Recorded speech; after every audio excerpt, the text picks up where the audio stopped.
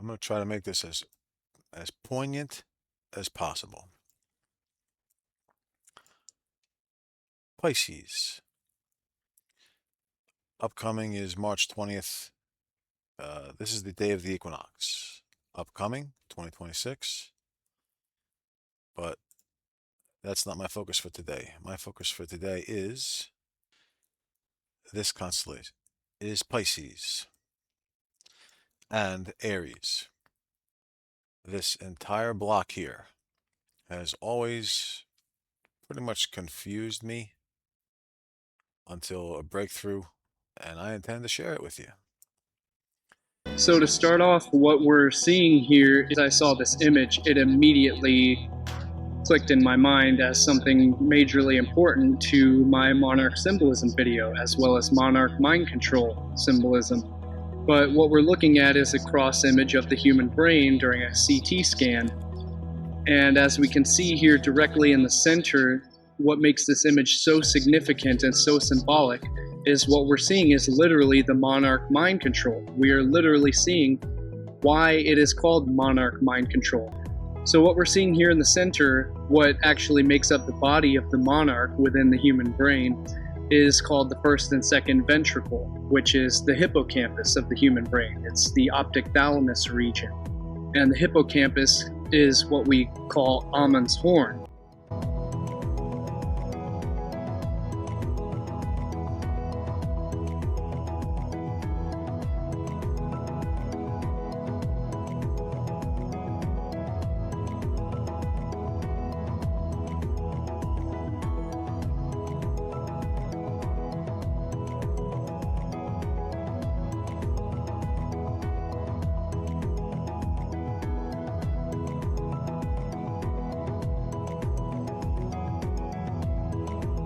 And that is what the first and second ventricle are. They make up the two wings of the monarch butterfly. And what would be the abdomen of the butterfly down below is what's called the third ventricle, which is also called a fornix, which means in etymology, the fornix means a vaulted chamber. The innermost chamber of the brain, if you overlay the Great Pyramid on top of the brain, the king's and queen's chamber of the Great Pyramid corresponds exactly to the innermost chamber of the human skull, which is the thalamus, and the optic thalamus region where the pineal gland sits. And the third ventricle is where the pineal gland is located, as well as the pituitary gland. And the pineal gland is obviously what we know as the third eye. So this third ventricle here is where we find the third eye, the third ventricle, the third eye, the vaulted chamber. And the etymology of the word fornix comes from fornis, which means furnace. And in this case, we're referring to where the eternal flame burns, the light of the mind, the pineal gland, the light of human consciousness, which is a photoreceptor. And this next image that we'll take a look at is created to illustrate that the pons, which connects to the optic thalamus in the human brain, identically corresponds to the ancient hieroglyphic depictions of the deity called Ptah. Pitta, in ancient Egyptian, is the demiurge of Memphis, the god of creation, the arts, fertility, and craftsmanship. He is considered the demiurge who existed before all other things, and by his willfulness thought the world into existence. It was first conceived by thought and realized by the word. Pitta conceives the world by thought of his heart and gives life through the magic of his word. Demiurge is from Latinized Greek demiurgos, literally public or skilled worker, the deity of craftsmanship, artisan. Demiurgos comes from demos, meaning common people. See demotic plus orgos, meaning the root word ergos, meaning work, which is linked to the etymology of the word organ. So the pineal gland and the pituitary gland are both organs, which does work. Hence the word ergos, as in demiurgos, or a small organ, which does work. So the pituitary gland is also linked to pitta, pituitary, pitta, a small organ which does work. The pitta linked to the word ophthalmos. all the past and all the secrets are in the words and the sounds. They would have you believe that ophthalmos is a compound word of ops plus thalamus, but that's not the case at all.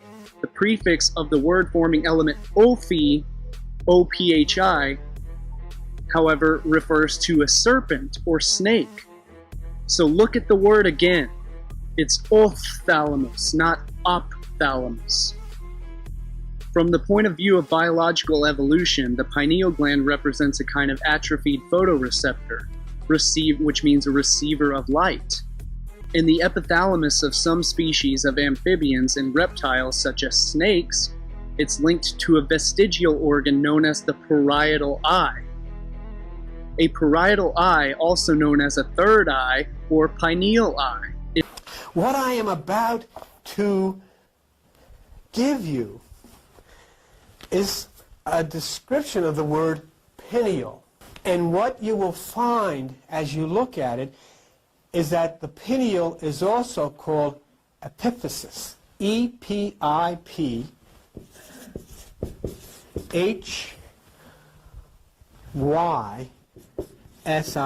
And then you see the pineal gland. You see where it says pineal gland? A small cone-shaped organ also called epiphysis. Is photoreceptive, meaning receptive to light. It's a receiver of light, and it's sensitive to light, and it emits its own light, and is associated with the pineal gland, regulating circadian rhythmicity, sleep and wake cycle, and hormone production for thermal regulation, body temperature regulation. The very fact that thalamus alone means inner chamber is a dead giveaway that it's referring to the third eye, the Holy of Holies, as it corresponds to Solomon's temple, the third ventricle of the human brain, which is direct midline between the left and right ventricles, or the twin, which are known as the twin pillars. So it's the third pillar of Freemasonry, which stands directly between the two pillars of the sun and the moon, the left and the right hemispheres, the left and the right ventricle. So refer to this amulet of King Tutankhamun's tomb, the amulet of the Uraeus serpent, where the Uraeus symbol was made to represent the goddess Wadjet, which was the ancient Egyptian serpent goddess. It was a serpent deity. And what this amulet is depicting with the Uraeus is it's depicting snake eyes. Snakes have sight beyond sight because they can see in the infrared spectrum. So in other words, they have heat vision. They can sense infrared heat, which is why the base of the brain, or the basal ganglia, looks exactly like a hooded cobra standing on its tail, standing erect. Exactly like the Uraeus cobra on the pharaoh's third eye, stands erect. It's a direct representation of royalty, of the king's chamber, of the third ventricle, the serpent, the snake eye. The pineal gland is the only midline brain structure that is unpaired or azygous. It's not directly bisymmetrical, and it takes its name from its pine cone shape, which follows a perfect golden ratio Fibonacci hypertrochoid pattern. Now, in studying nakshatras, I found this discussion by Dr. Arjun Pai. He makes a profound statement about ancient knowledge. Just in case, it's on 0.75 speed. And this is something that I've read, the ancients actually believe that the part of this where you have the pituitary and the pineal glands and the third eye region, they say that's where your energy centers for your fertility also lies. And they call it, the ancients called it the Indra Yoni, the connection, the bridge which is formed between the pituitary and the pineal gland.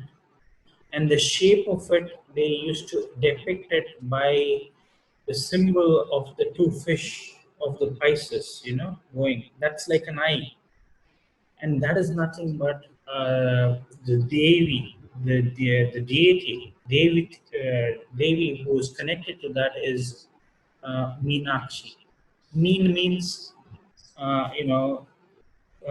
shape of, yeah.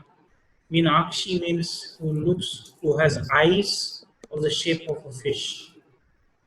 So Meenakshi Devi of Madurai, okay, she is connected to that, and she actually is the activation center here. They call it the Indrayoni. Indrayoni. Indrayoni. This is the king or highest is Indra. Strongest, most eminent is Indra. Yoni is the feminine sensor, the feminine principle, the feminine, you can say, reproductive organ. This is the feminine principle. Everything feminine here. Everything attractive. Everything inward. This is the yin, not the yang, but the yin. This is the preeminent yin, the highest feminine principle. Okay? And that's depicted by the two fish, which is, again, we talk about spiritual liberation is Pisces, the two fish. The deity he's talking about is Meenakshi. Her name means, Sanskrit dictionary.org, Meena. Meena means of fish. Meena means of fish. That's why in Sanskrit or in Tamil, which is this southern Indian dialect, Meena or Meen is the name of the 12th house. So Meena is fish. Aksi is eyes. Okay. He has this. See this right here? That's this. This is the two fishes. That is the two fishes right there. This graphic right here.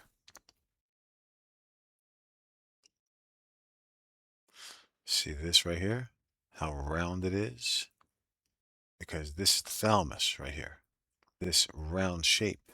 This is the shape of fish heads. And the hippo, horse, campus, sea monster is the water horse. Hippo as the water horse. That is this, the water horse. And this shape here is the shape of this. This is the monarch butterfly. With down here, fornax. This opposite up here. Andromeda, where the exaltation of Venus is, right here. See up here, you have this asterism. What is this asterism doing all alone up here? I didn't create this asterism. But if you go into the settings of Stellarium, you put this in, you have here, let's see, it's called Honoris Frederici, Honoris Frederici, which is Frederick's glory. What is Frederick's glory? Except where Venus is exalted. And up here, you have Lacerta, which is a salamander of some sort, a reptile, with a third eye imagery. These lizards come with a third eye. And Lacerta is the certain one. That is Lacerta. This lizard is the reptilian brain, the certain one. Next to the water horse, which is our memories, waiting to fill the empty chasm shaped like a butterfly. just so you see it, is shaped like a butterfly.